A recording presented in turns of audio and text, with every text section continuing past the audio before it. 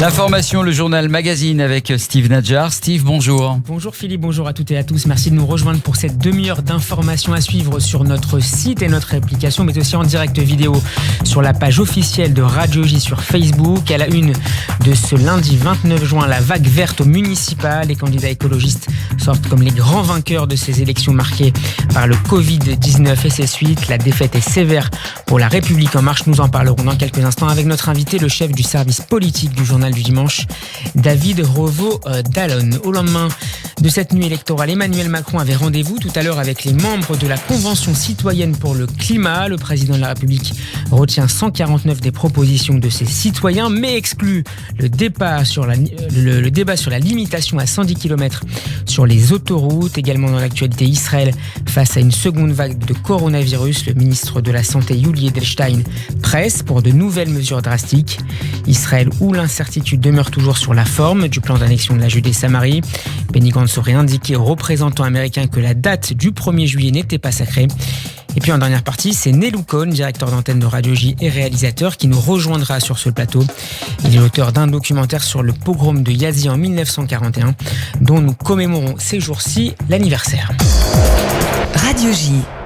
Bien sûr, les mauvaises langues diront que le grand vainqueur du deuxième tour des municipales est l'abstention. 59% des Français et des Françaises en âge de voter ne se sont pas déplacés en effet hier dans les urnes. Des élections hors normes, 3 mois après le premier tour organisé à la veille du confinement, mais dont les résultats attestent également hier d'une percée exceptionnelle d'Europe Écologie Les Verts. C'est une vague verte qui a déferlé sur la France hier, en particulier dans les grandes villes. Bordeaux, Lyon, Strasbourg, Poitiers, Annecy, Tours reviennent dans l'escarcelle des candidats EELV, une razzia à laquelle échappent Toulouse et Lille, où la maire sortante, la socialiste Martine Aubry, l'emporte de justesse et honorera un 4e mandat. À Paris, les Écoléos soutenaient Anne Hidalgo et la maire sortante a largement devancé ses opposantes. 48,9% des voix, victoire haut la main pour celle à qui l'on prête désormais des ambitions présidentielles pour 2022. On écoute tout de suite Anne Hidalgo hier soir après l'annonce des résultats.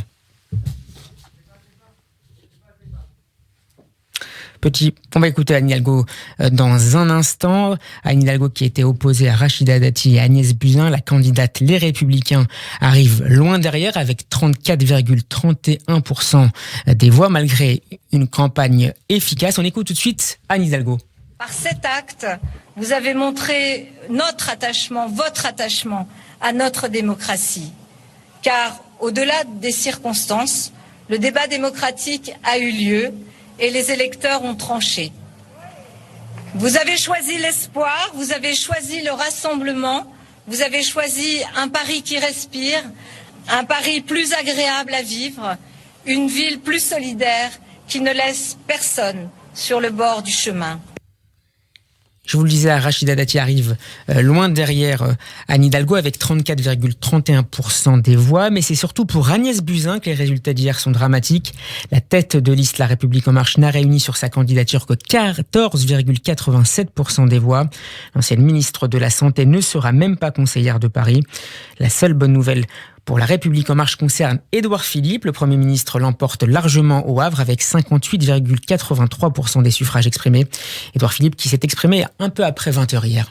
Au Havre, les résultats sont nets et je voudrais remercier très sincèrement les Havraises et les Havrais qui ont continué à nous faire confiance.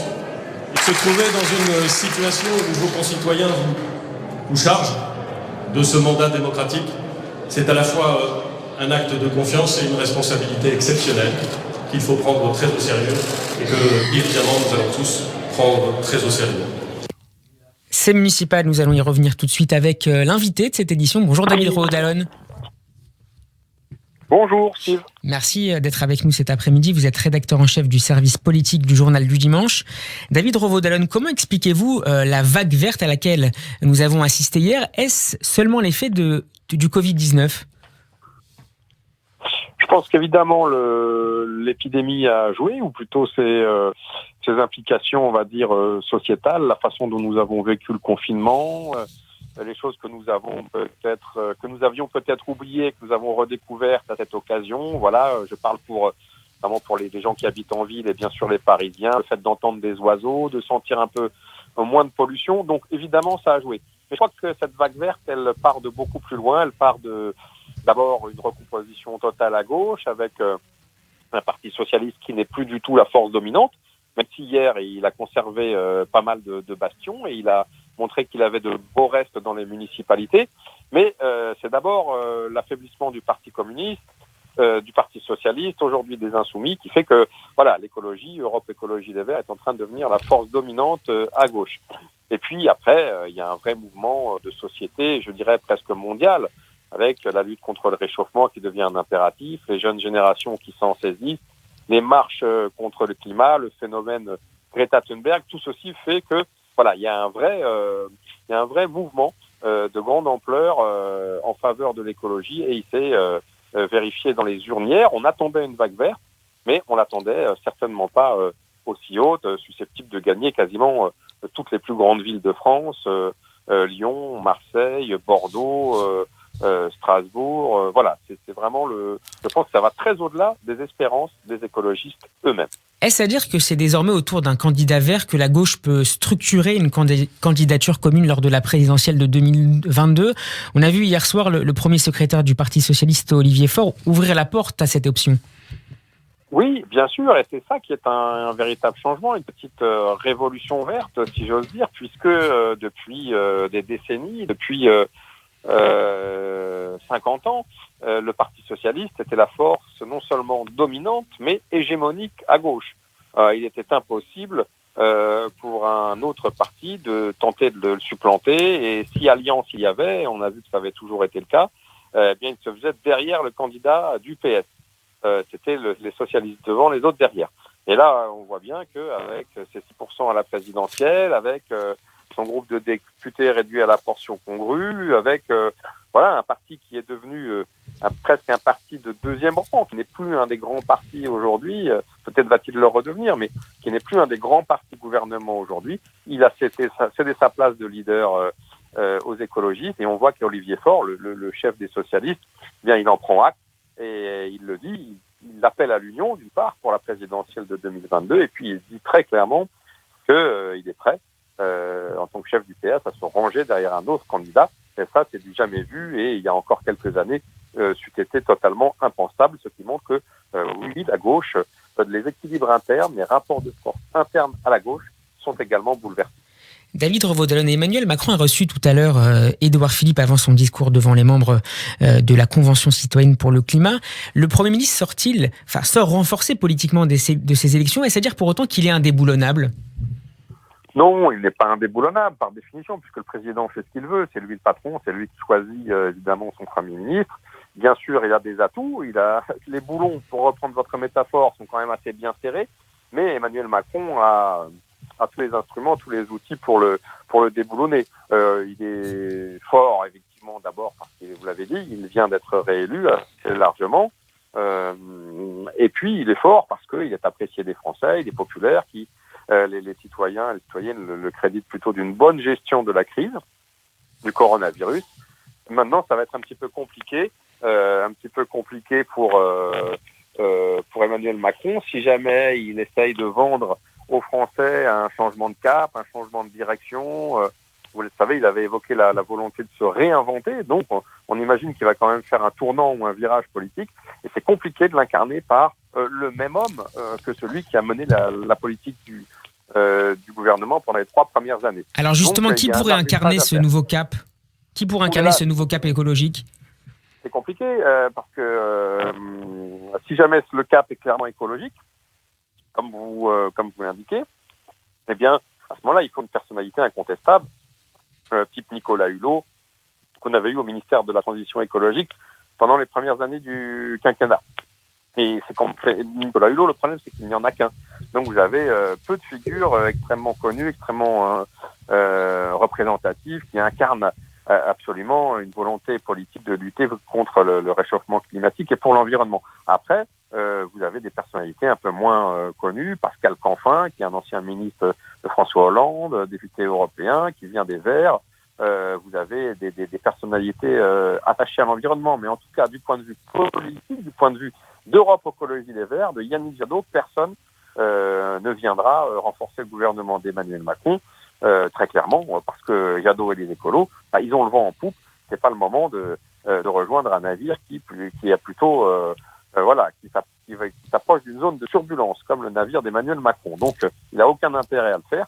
C'est pour ça qu'Emmanuel Macron, bon courage pour trouver un ministre ou un Premier ministre qui incarne vraiment cette teinte écologiste, cette nouvelle teinte verte du quinquennat. Un mot sur les droites avant de nous quitter, David Revaud-Dallon. Excusez-moi, je vous ai pas entendu. En effet, on a été interrompu. Un dernier mot avant de nous quitter sur les droites. Les Républicains l'emportent dans de nombreuses villes moyennes comme Biarritz ou Metz, mais perd à Bordeaux, probablement à Marseille et à Perpignan, où le député Rassemblement National Louis Alliot l'emporte. Et ces résultats assez mitigés de la droite peuvent-ils pousser Emmanuel Macron à renforcer son ancrage parmi ses électeurs pour contrer justement la poussée socialo-écologiste ? Alors, le problème, c'est qu'Emmanuel Macron, très clairement, depuis le début de son quinquennat et de les 3 premières années de gouvernement, se sont quand même faits plutôt à droite. Et au fil des mois et des années de ce quinquennat, les soutiens de Macron se sont de plus en plus tournés vers la droite. Très clairement, aujourd'hui, on a une sorte d'alliance entre La République En Marche et LR. Je résume à très gros traits, mais c'est un peu ça, et ça s'est démontré sur le terrain pendant les municipales. Donc, c'est compliqué parce que ce sont aujourd'hui ses soutiens, ce sont aujourd'hui des éléments essentiels de son équation électorale pour 2022. Donc, s'il va chercher maintenant, s'il fait un nouveau virage à gauche en allant chercher des électeurs écologistes, il risque, de ne pas conquérir ces derniers, mais surtout de se couper sa base à droite. Donc, équation politique extrêmement compliquée. Je doute que Emmanuel Macron s'amusera à prendre le risque de faire une embardée de la droite vers la gauche, au risque de perdre tout le monde. Mais est-ce qu'il peut le faire l'inverse finalement, c'est-à-dire conserver Édouard Philippe à Matignon pour essayer de convaincre ses électeurs de droite de le choisir en 2022 pour contrer justement cette poussée à gauche ? C'est tout à fait possible. Moi, si vous me demandiez, Steve, de faire un pari, je prends ce risque, mais c'est plutôt là-dessus que je miserais. Avec ou sans Édouard Philippe, je pense qu'Emmanuel Macron, il va quand même continuer de gouverner au centre droit, tout en lançant des messages comme il l'a fait ce matin en direction de l'électorat vert. Paris à suivre. Merci beaucoup David Revaud-Dallon d'avoir été mon invité cet après-midi. Je rappelle que vous êtes le rédacteur en chef du service politique du Journal du Dimanche. Bon après-midi. Merci, à bientôt. Radio J, 14h15, la suite du journal magazine, Steve Nadjar. Et je me tourne maintenant vers Gabriel Attal. Bonjour Gabriel. Bonjour Steve. Au lendemain de la poussée des écologistes au second tour des municipales, Emmanuel Macron a donné ce matin à l'Élysée des réponses aux propositions de la Convention citoyenne pour le climat.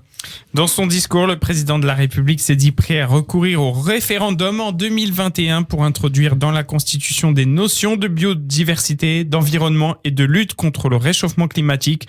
Le chef de l'État a promis une aide de 15 milliards d'euros sur 2 ans pour la conversion écologique de l'économie française. Pour que ça marche, il ne faut pas stigmatiser les gens. Il ne faut pas les diviser. Il faut réussir à les embarquer, tous ensemble. Si on fait ça, je vous l'écris, nos concitoyens qui sont dans les territoires les plus enclavés, qui parfois mettent tous les jours 45 minutes, 1 heure, en utilisant les grands axes pour aller travailler, qui ont besoin pour retrouver leur famille de les utiliser, dont la vie s'organise par ces transports, ils vont dire, ok, leur projet, c'est un projet, il n'y a pas de place pour moi. C'est un projet d'urbain. Je n'existe pas. C'est pas la réponse que vous voulez apporter. C'est pas vrai. C'est pas la caricature. Après 9 mois de travail, ces citoyens tirés au sort de la Convention citoyenne pour le climat ont proposé au président de la République 149 mesures. Oui Steve, parmi ces propositions, on trouve la création d'un crime d'écocide par référendum et la réduction de la vitesse sur l'autoroute de 130 à 110 km/h. Sur cette dernière proposition, le président français a sorti son joker et a déclaré qu'il fallait reporter le débat sur la limitation de la vitesse sur autoroute à 110 km/h. Je souhaite laisser ouverte la possibilité, en 2021, de procéder à un référendum avec plusieurs questions et y attacher les textes pour que dans le cadre de l'article 11 de notre Constitution, nous puissions décider d'un référendum. Et dans ce contexte, ce matin, le député européen Europe Écologie Les Verts, Yannick Jadot, a appelé Emmanuel Macron, je cite, à arrêter son opportunisme écologique, Gabriel. Le parti Europe Écologie Les Verts a remporté une victoire importante hier soir au municipal, comme vous l'avez dit Steve, et le député européen espère qu'Emmanuel Macron tiendra compte de leurs propositions. Yannick Jadot a en même temps rappelé l'insuffisance de l'action du chef de l'État jusqu'à présent en matière d'écologie et a signifié que son parti n'intégrera pas le prochain gouvernement. Ce que je ne voudrais pas, c'est que le président de la République continue dans une forme d'opportunisme écologique. Le sujet pour le président de la République, c'est pas d'enrayer la montée des écologistes, c'est d'enrayer la montée des températures, c'est d'enrayer la montée du niveau de la mer, c'est d'enrayer la montée des inégalités. Il ne le fait pas. C'est d'enrayer la défiance par dans notre différentes pays. initiatives. Merci Gabriel, 14h18. On se retrouve dans une poignée de secondes pour la deuxième partie du journal Magazine. Vous êtes bien sûr à Radio J. À tout de suite. Steve Nadjar. Et le coronavirus en Israël face à la nouvelle flambée des infections dans le pays. Le ministre de la Santé, Yuli Edelstein, appelle les Israéliens à réagir devant ce qu'il qualifie désormais de deuxième vague. Le dernier bilan est de 492 nouveaux malades en 24 heures et de 319 morts. Parmi les 6556 cas actifs constatés, 46 se trouvent dans un état jugé sérieux. Les villes de Jérusalem et d'Ashdod sont les plus touchées dans le pays et de nouvelles mesures pourraient être prochainement annoncées par le cabinet Corona, notamment la réduction à 50 du nombre de personnes autorisées à assister à des festivités familiales. On fait le point tout de suite avec Olivier Granilik, revue de presse israélienne en partenariat avec Studio Kalita. Israël Hayom parle ce matin d'un véritable bras de fer entre le ministère de la Santé et le ministère des Finances. Le premier voulant un retour de certaines mesures de restriction, le second estimant que l'économie israélienne ne pourrait plus supporter un nouveau confinement. Le ministre de la Santé a expliqué hier que nous sommes au début d'une seconde vague. C'est ce que rapporte ce matin le Israël Hayom et a prévenu que si les Israéliens continuent à négliger les consignes sanitaires, il n'y aurait pas d'autre choix que d'imposer de nouvelles restrictions, particulièrement dans tout ce qui concerne le rassemblement de plus de 50 personnes. Israël Hayom ajoute que le cabinet du Corona n'a pris hier aucune décision. Nouvelle réunion est prévue aujourd'hui et il se pourrait que des décisions draconiennes soient prises comme limiter à 50 le nombre de personnes pour les mariages ou pour les bar mitzvahs. Le ministre de la Santé, Yuli Edelstein, a fustigé hier au cours d'une conférence de presse les Israéliens qui ne prenaient pas au sérieux les consignes du ministère de la Santé. C'est parce que le public n'a plus confiance, écrit ce matin Ran Reznik dans le Israël Hayom. L'autodiscipline peut avoir lieu si le public a devant ses yeux une autorité qui montre l'exemple. Cela passe aussi par des indemnités aux personnes qui ont été touchées par le corona. Jusqu'à présent, l'État n'a pas fait tout ce qu'il était nécessaire pour dédommager les personnes qui ont été touchées. Et cela, écrit Ran Reznik, a une influence sur l'attitude des Israéliens face au virus. Donc, Ran Reznik ce matin dans les colonnes du Israël Hayom. Et toujours concernant le coronavirus, Israël Hayom nous apprend ce matin qu'un premier cas de maladie a été découvert dans le train une semaine après la reprise du service ferroviaire. Un cas de malade positif a été découvert. Il s'agit d'un passager qui est monté à la gare de Beersheba et descendu à celle de Sderot la semaine dernière. Les services des trains essayent à présent d'identifier les personnes qui se trouvaient dans le même wagon afin qu'elles se mettent en quarantaine. Et puis, le ministre des Finances et le Premier ministre ont annoncé hier le prolongement des allocations chômage jusqu'à mi-août. Cette décision concerne 460 000 Israéliens qui étaient en fin de droit. Une occasion pour le Yediot Ahronot de parler du chômage en Israël et de parler d'une véritable plaie. Makat Medina, titre ce matin le Yediot Ahronot, qui donne des chiffres en première page. 870 000 personnes sans emploi en Israël, un chiffre énorme. Le quotidien ajoute que 650 personnes sont encore en chômage technique et 200 000 ont été licenciés. C'est sans compter des dizaines de milliers de travailleurs indépendants qui n'ont pas repris le travail et qui n'ont pas le droit au chômage. Olivier Gradinic depuis Jérusalem. Dans ce contexte d'incertitude, l'interpellation vendredi à Jérusalem d'un officier de réserve au cours d'un rassemblement contre le Premier ministre Benjamin Netanyahou a relancé le débat sur la protestation publique en Israël alors que la situation sanitaire et ses répercussions économiques alimentent la contestation. Les dirigeants israéliens réaffirment qu'ils ne toucheront pas à la liberté de manifester. Correspondance à Jérusalem de Pascal Zonshine. Les Israéliens, on le sait, ne sont pas des spécialistes de la manifestation. Si la protestation s'exprime librement, elle n'arrive qu'assez peu dans la rue, ou en tout cas rassemble rarement les foules. Pourtant, depuis quelques semaines, il ne se passe pratiquement pas un jour sans que l'on apprenne l'organisation d'un rassemblement, d'une veille ou d'un sit-in. Aux manifestations du mouvement dit des drapeaux noirs, qui protestent contre la corruption politique, se sont ajoutés les rassemblements de partisans du Premier ministre Netanyahou. Et puis, il y a aussi toutes les campagnes de mobilisation et de protestation qui sont la conséquence directe de la crise sanitaire. Après les longues semaines de confinement, Israël s'est retrouvé face à une situation inédite d'angoisse socio-économique.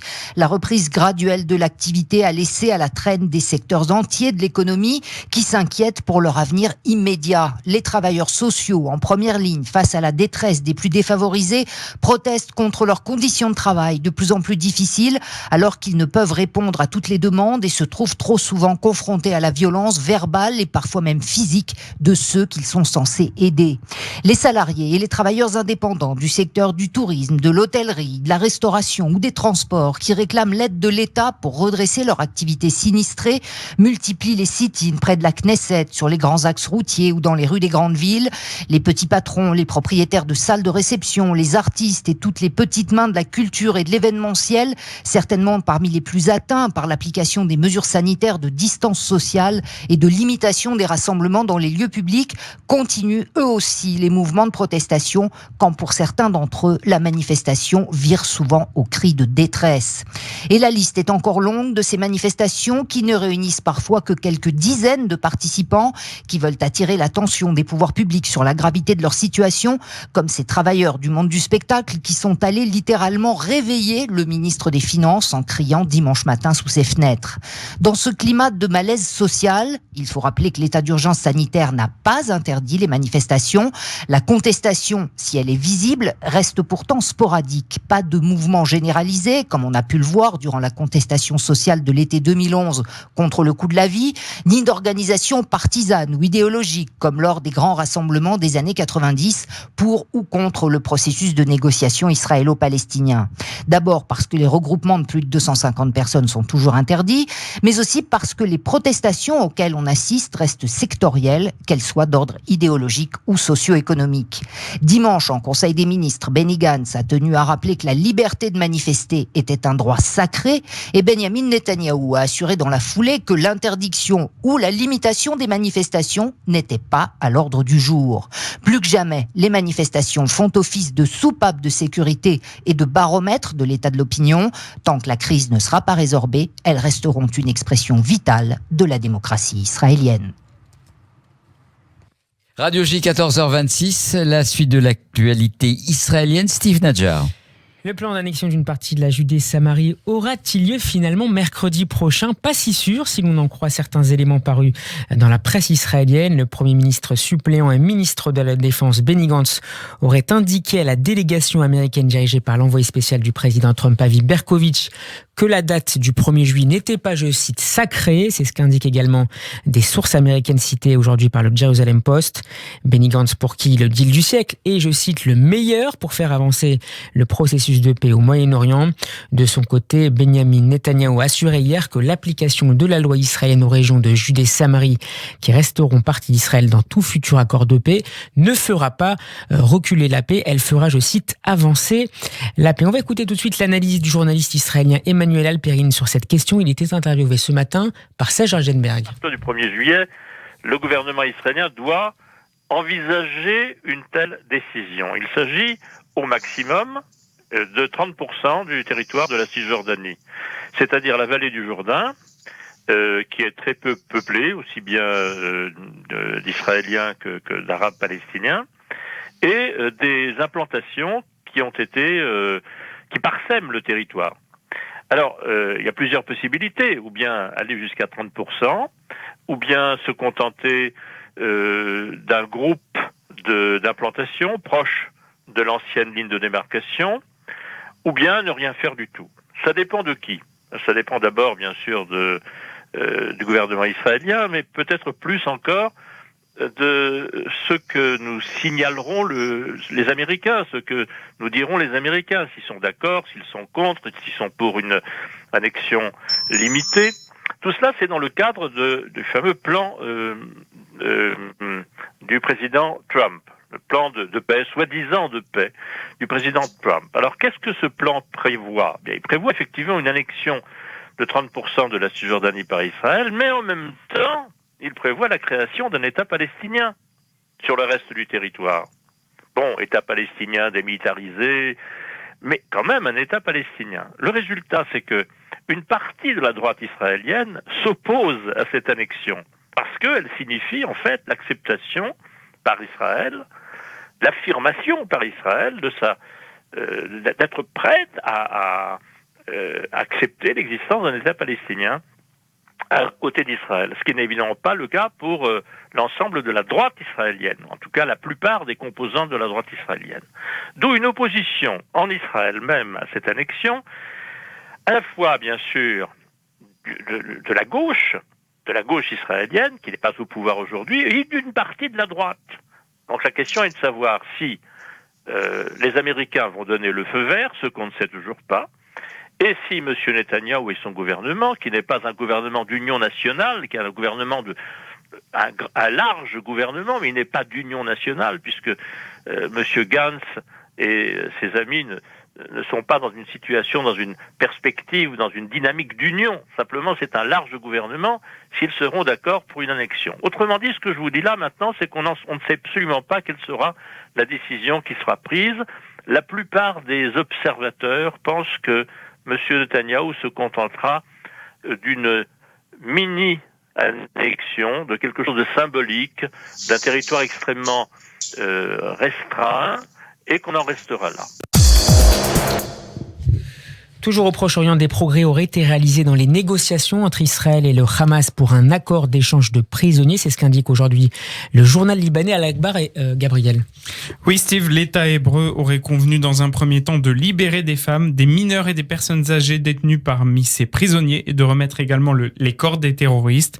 Des négociations indirectes menées via un certain nombre d'intermédiaires ont progressé, en particulier sur le prix qu'Israël devra payer pour récupérer les corps de ses soldats, a indiqué le média. Et à cet effet, le Premier ministre suppléant et ministre de la Défense israélien Benny Gantz aurait ordonné hier à Tzahal de retrouver les corps des terroristes palestiniens détenus par l'État hébreu. Selon le site d'information Ynet, cela augmenterait ainsi le poids de Jérusalem lors des pourparlers avec les dirigeants du Hamas à Gaza sur un éventuel échange de prisonniers. Al-Akhbar souligne cependant que si Israël considère cette phase comme une percée, les parties adverses craignent que cette démarche ne soit une tentative pour détourner l'attention du plan d'application de la souveraineté de territoire de la Judée-Samarie. Ils craignent qu'ainsi le Hamas soit présenté comme étant ouvert à des négociations, même indirectes, avec l'ennemi dans une période de tension où l'on craint une escalade. Merci Gabriel Attal. Un mot encore de l'actualité en France avec cette nouvelle qui vient de tomber. François Fillon condamné à 5 ans de prison, dont 2 fermes par le tribunal correctionnel cet après-midi. L'ancien Premier ministre et son épouse Pénélope ont été reconnus coupables du détournement de fonds. Le couple Fillon annonce faire appel de cette décision. 14h31, quelques écrans publicitaires tout de suite avant de retrouver le deuxième invité de ce journal magazine, Nelou Kona, tout de suite. Bonjour Nelou. Bonjour Steve. Vous êtes directeur d'antenne de Radio J et documentariste. Votre dernier film s'intitule La mort en face, le pogrom de Yazi. Il a été diffusé en début d'année sur France 2. Comment a démarré le pogrom de Yazi en 1941 dont nous commémorons l'anniversaire ces jours-ci? C'est aujourd'hui, 29 juin, c'est donc 79 ans de ce pogrom. Quelques mots sur le contexte de l'époque. En Roumanie, à ce moment-là, au début de la Deuxième Guerre mondiale, il y avait 800 000 juifs. On s'imagine, c'est une communauté quasiment le double de la communauté juive aujourd'hui en France. Et dans la ville de Iași, c'était la 4e ville de Roumanie, il y a 5 000 habitants, 50 000 juifs, la moitié de la ville. C'est une ville universitaire, une ville très culturelle. Et Elle se trouvait aussi à quelques kilomètres de la frontière avec l'Union soviétique. La guerre a commencé le 22 juin 41. Et en fait, les prémices étaient apparues depuis longtemps. Le leader de l'époque fasciste de la Roumanie, Antonescu, avait mis tout en place. Les services secrets avaient mis tout en place pour ce pogrom. Il y a un climat latent d'antisémitisme dans le pays. Oui, ils n'ont pas dit, ils n'ont pas donné l'ordre de perpétrer un pogrom. Ils ont donné un ordre qui est complètement fou, d'évacuer toute la population juive de la ville. Autrement dit, vous imaginez que toutes les armées, tous les trains allaient vers l'est, donc vers le fond, pour amener les militaires au fond. Et lui, il donne l'ordre d'évacuer 45 000 personnes vers l'ouest. Donc, il n'y avait pas le train, il n'y avait pas les structures. Mais ils ont commencé déjà par arrêter les hommes d'abord. Et en fait, dimanche 29 juin 41, c'est là où le pogrom a commencé. Et c'est un pogrom qui était décidé par les autorités, perpétré par l'armée, la gendarmerie, la police, les autorités civiles et la population. Donc c'est le gouvernement roumain qui était à l'initiative de ce pogrom. C'est les Allemands qui étaient présents en ville ont assisté. Et d'ailleurs, après cette journée terrible, il faut dire qu'à la fin du pogrom, on a compté 14 850 juifs assassinés en quelques jours. Ça a commencé, l'essentiel des assassinats ont eu lieu le 29. Après, il y a eu 2 trains, il y a d'autres histoires. Mais dès le départ, quand ils ont commencé, les Allemands qui, comme je disais tout à l'heure, étaient témoins, ont donné l'ordre à leurs soldats en fin de journée de rentrer à leur caserne et de ne plus sortir parce que ils trouvaient ça trop désorganisé. Ils n'étaient pas contre, bien évidemment. Ils ont accompagné ce pogrom. On ne sait pas s'ils ont prêté main forte ou pas. En tout cas, la décision, c'est une décision purement roumaine. D'après Raoul Hilbert, qui a écrit plusieurs livres sur l'histoire de la Shoah, la Deuxième Guerre mondiale aussi, le pays qui a le plus participé à la destruction du peuple juif, après l'Allemagne, c'est la Roumanie. La Roumanie, à partir donc entre le 22 juin 41 et 23 août 44, ils ont tué autour de 400 000 juifs. Donc, il y a une moyenne de 215 juifs par jour. Ces autorités roumaines successives, quel rôle ont-elles joué sur le plan de la mémoire de cet événement dans les années et les décennies qui ont suivi? D'abord, juste après le pogrom, les autorités roumaines, ils ont dit d'abord, on a tué 500 judéo-bolcheviques. Donc 500. Toute la presse avait repris ce chiffre. Mais Antonescu avait reçu de la part des services secrets roumains un album photo avec... donc c'était des massacres. Et donc les autorités savaient très très bien. Ensuite, les autorités romaines ont obligé les Juifs de travailler. C'était un travail obligatoire, évidemment gratuitement, et les Juifs devaient venir parce qu'on a dit aux hommes, vous faites pas l'armée. En fait, ils faisaient pas l'armée parce qu'ils n'avaient pas le droit. On les a exclus de l'armée romaine. Vous faites pas l'armée, donc il faut que vous contribuez. Donc, au moment où, en 42, donc un an après, sur leur propre liste, les autorités ont constaté 13 200 manquements. Des hommes qu'on ne trouvait plus. Donc, on ne trouvait plus parce qu'on savait pourquoi on ne trouvait plus. Mais le chiffre de 14 850 vient de la communauté juive. Parce que dès le lendemain, évidemment, des mamans, des épouses, des sœurs sont allées à la communauté pour donner le nom de leur mari, pour dire voilà, est-ce que vous avez des nouvelles? Et pendant longtemps, ces femmes ne savaient pas s'ils ont perdu leur fils, leur mari, leur frère. Donc, ces listes qu'on a aujourd'hui, les listes des noms, c'est des gens qui ont disparu ces jours-là. Et même ce chiffre, il n'est pas tout à fait exact, parce que dans les semaines qui ont précédé, les Juifs qui habitaient dans les petites villes, dans les villages, ont été expulsés et obligés d'aller dans des grandes villes. Autrement dit, on pense qu'à Iași, il y avait à ce moment-là plusieurs milliers de Juifs qui venaient avec leur famille, qui venaient des villages autour de Iași et qui ne faisaient pas partie des listes des synagogues. Qui n'ont donc pas été comptabilisés dans ce bilan du pogrom. Exactement. Donc, dans leur propre ville, on sait qu'ils ont été expulsés, mais on ne sait pas s'ils sont morts ou pas, ou s'ils vivent ailleurs. Et en ville, évidemment, ils n'étaient pas contents. Autrement dit, les chiffres sont vraiment minimes de ce qui a dû se passer. Et pour revenir à ma question initiale, comment les autorités roumaines ont-elles essayé de tenter un peu de faire oublier cet épisode dramatique de l'histoire juive roumaine? Déjà, pendant la guerre, évidemment, on n'en parlait pas. Et après la guerre, il y a eu un procès qui a été jugé en 48, donc 7 ans après. C'est tardivement, finalement. Oui, mais c'était juste, ça coïncidait avec l'installation du communisme. Donc, le régime communiste avait intérêt aussi à montrer ce que les fascistes ont fait. Donc, c'était pas des Roumains, c'était des fascistes. Il y a eu une cinquantaine de condamnations, 4 condamnations à perpétuité, qui en fait ont fait 15 ans, c'était des militaires essentiellement. Et dès que le communisme s'est installé, donc dès 48, 49, 50, on a changé totalement de version. C'était des Allemands qui ont perpétré. Évidemment, le peuple roumain, c'était un peuple martyr. Et pendant toutes les années du communisme, il y a eu des petites versions. Ceausescu, au début des années 80, il a dit qu'il y a eu 3000 morts et que tous, ils étaient communistes. Il parlait pas des juifs. C'était des fascistes allemands, des nazis, qui ont tué des communistes. Donc, on a commencé à étudier en Roumanie vraiment ce qui s'était passé après 89, après la chute du communisme. Et il faut savoir que le dictateur roumain Antonescu, juste après la chute du communisme, il y a eu plusieurs villes qui ont donné des noms de rues, qui ont érigé des statues. Et seulement en 2004, que les autorités roumaines ont établi un document qui en fait c'était la commission Wiesel, sur la présidence d'Elie Wiesel, qui est roumain, l'ouest de Roumanie, il venait pas de cette région. Et là, c'était un comité d'une plusieurs dizaines d'historiens, à la fois roumains et français, israéliens, américains, qui ont travaillé sur ce document, qui aujourd'hui fait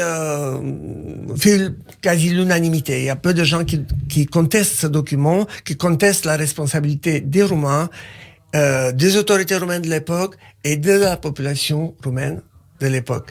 Et il y a un phénomène juste qui est peut-être unique, en général dans l'histoire des pogroms, dans l'histoire tragique des pogroms, que ce soit en Europe de l'Est, en Russie, en Pologne ou des pogroms en Afrique du Nord, en général les pogroms sont perpétrés par les hommes. Et là, dans ce pogrom à Iași, c'est passé un phénomène qui est assez incroyable. C'est les couples qui ont participé à l'assassinat. C'est le mari et sa femme qui, bien sûr, qui avaient des pillages. Donc, ils ont participé ensemble et au pillage et au crime.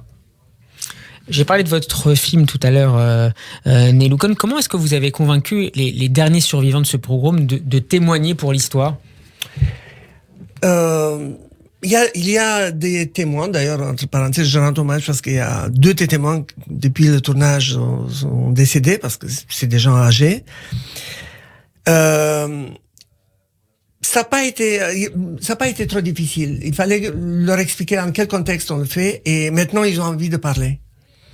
Bien que ce soit, par exemple, je pense à un des témoins, Léonard, qui, pour lui, quand il est venu, m'a dit, parce qu'en fait, comment ça se passe?